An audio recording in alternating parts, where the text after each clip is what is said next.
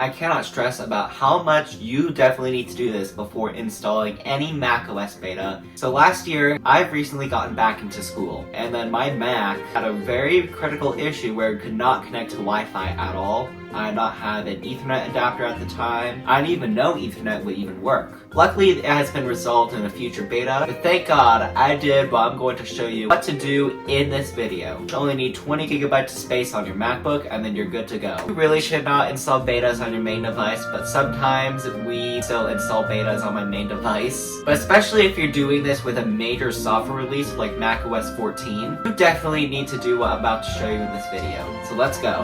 What you want to do is you want to open up the App Store, search up macOS Ventura, click on View, click on Get, and then click on Download. It will then download the installer. While we wait for this, open up Launchpad, search up Disk Utility. Right here you want to click on the plus button, name it whatever you want. Now click on Add, now click on Done. You'll have this blank volume right here. In here you'll see your usual Macintosh HD and then your brand new Macintosh backup. Currently it is empty, but it won't be empty for long.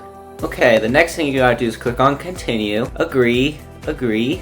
Now choose Macintosh Backup right here. Now click on Continue and then set yourself, install, enter your password, and then just let this finish. It won't take 57 minutes, I guarantee it. It will probably take something like 10 to 15 minutes. Alright, so once you see this, just quickly go up here, quit macOS, and then quit, and then you're done. You don't need to do anything else until you want to revert back to macOS 13 when macOS 14 does come out. Literally all you gotta do. Be sure to do this before installing macOS, or else you'll need some flash drive to be able to do what I just did. If you do this, you'll save a ton of time. Thanks for watching. Comment, like, subscribe, share this with your friends, and I'll see you in the next video. Bye.